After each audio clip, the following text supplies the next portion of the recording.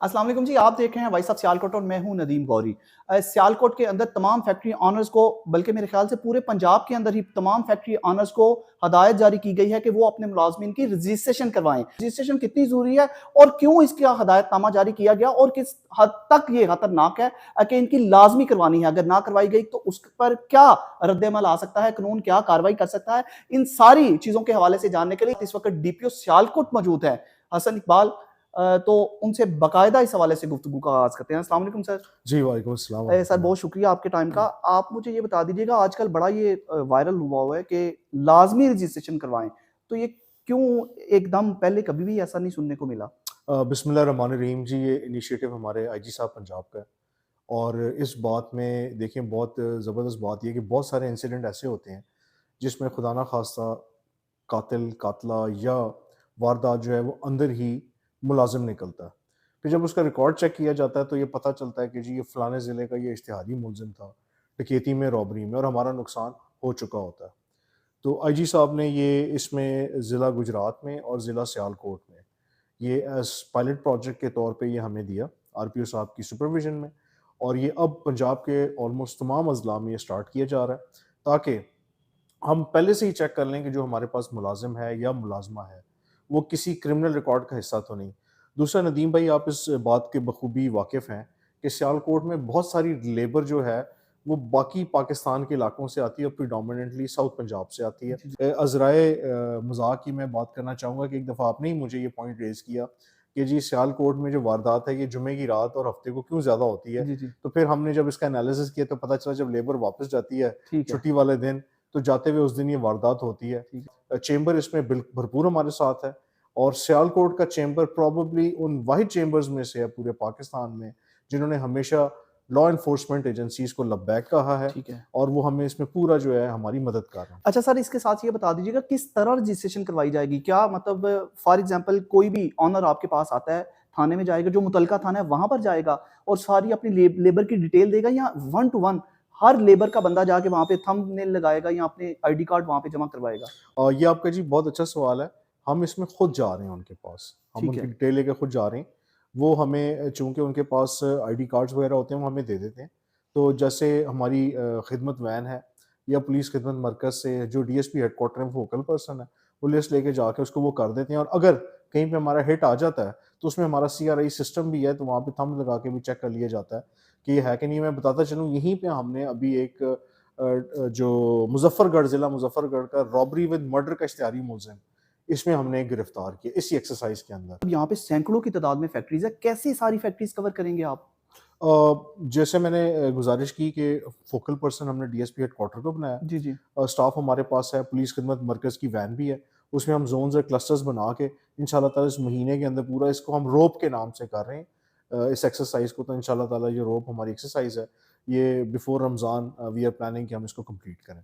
उनके ID card check किए जाएँगे या उनके थंबनेल भी लिए जाएँगे? क्योंकि कोई भी अपना किसी का भी आईडी कार्ड यहाँ पे फेक तो बन जाते हैं ना हर चीज़, तो प्रिंट आउट निकलवा के आपको दे दे, तो या फिर उसके थंबनेल लाज़मी लिए जाएँगे हर वर्कर के?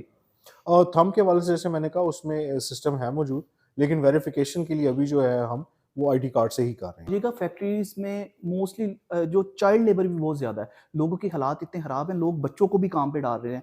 अभी यहाँ पे आपको पता ही है सिस्टम का, मुल्की हालात की वज़ह से। तो क्या आपकी वेरिफ़िकेशन की वज़ह से चाइल्ड लेबर पर भी कोई कदगन लगेगी या कोई ऐसा मसला होगा?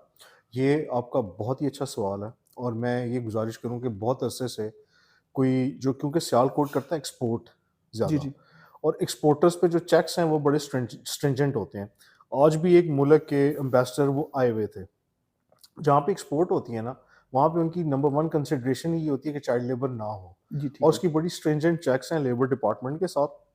अभी तक ऐसा कोई केस सामने नहीं आया और ये मैं समझता हूँ कि बहुत सारे जो हमारे हॉस्टाइल स्टेट्स हैं, वो उन्होंने पहले भी कहा कि जी ये यहाँ पे इस किस्म की चीज़ है, तो वो चीज़ अभी हमारे सामने नहीं आई। मैं बात कर रहा हूँ जो हमारे एक्सपोर्ट जी, जी। जो वहाँ पे किए जा रहे हैं, तो चेक्स उसके मौजूद हैं जी। मतलब आपके पास अगर आपकी नज़र में कोई आ क्या आप भी एक्शन ले सकते हैं? जी, हम पुलिस उसको डिपार्टमेंट भी? जी, पुलिस डिपार्टमेंट ऐसे एक्शन ले सकता है कि हम उसको बाकायदा तौर पे जो लेबर डिपार्टमेंट है, उसको रेफ़र करके फ़ौरन कार्रवाई करवा सकते हैं। मतलब आपके मुताबिक भी ये लेबर की रजिस्ट्रेशन नहीं हो सकती जो अंडर 18 है। जी, उस क्योंकि ज़ाहिर है उसका तो वो डॉक्यूमेंट होगा ही नहीं, तो वो रजिस्ट्रेशन नहीं होगी, तो ऑटोमैटिकली हम उस बिज़नेस को रेफ़र कर देंगे उधर लेबर डिपार्टमेंट तो को। सर ये तो वैसे ज़्यादती वाली बात नहीं है कि एक घर का सरबराह ही मतलब कोई बाप बेचारा इतने जोगा नहीं है तो 18 साल से कम उम्र के बच्चे भी काम पे डाल देते हैं। गाँव में, देहातों में यही कल्चर चलता है। तो वो फिर अच्छा, कैसे उनका इसमें ना सर्कल एक चले क्योंकि चीज़ हमारी हुकूमत तो उनको कुछ भी नहीं देखें, करती। इसमें देखने में यही आता है। एक चीज़ समझने की ज़रूरत है कि पूरी दुनिया में, मैं अब इंग्लैंड की एग्ज़ाम्पल देता जी, हूँ। जी। इंग्लैंड में जो लीगल एज है काम करने की वो 13 साल है, ठीक है। वर्किंग आवर्स के साथ। जी, जी। बल्कि जो हमारे कुछ अज़ीज़ रिश्तेदार बाहर हैं, मैं अगेन ये बात करना चाहूँ कि उनके बच्चे जो हैं वो काम करते हैं, अखबारें फेंकते हैं, दूध जी, की जी। बॉटल करते हैं। Yes, yes. जो मैकडॉनल्ड्स के बाहर वो टेक अवेज़ हैं, काम करने में कोई बुराई नहीं है। यस। इश्यू ये है कि चाइल्ड लेबर का मतलब ये है कि एक स्पेसिफिक एज से कम ना हो, उसका स्किल सेट ना हो, और दूसरा जो उसकी उजरत बनती है, वो ना दी जा रही हो। ये सिर्फ़ फैक्ट्रीज़ के लिए है ये रजिस्ट्रेशन या फिर दुकानों पर जो मुलाज़मीन हैं उनके लिए भी ये जी, या उनके लिए। स्कूलों के लिए स्कूल्स और भी जितने भी डिपार्टमेंट सबके लिए है ये? उनके लिए, मदारिस के लिए, हम तमाम को जो है इस नेट के अंदर लेके आएँगे। ठीक है, सबकी रजिस्ट्रेशन होगी। सबकी रजिस्ट्रेशन ठीक है करेंगे। और सर इसके साथ-साथ रजिस्ट्रेशन के साथ क्या उजरत के हवाले से भी मतलब आपने उजरत की बात की तो मेरे ज़हन में क्वेश्चन आ गया कि यहाँ पर जो अ, लगाई गई है जो रजिस्टर है कि इतने पैसे हर मज़दूर को मिलने हैं, तनख़्वाह मिलनी है।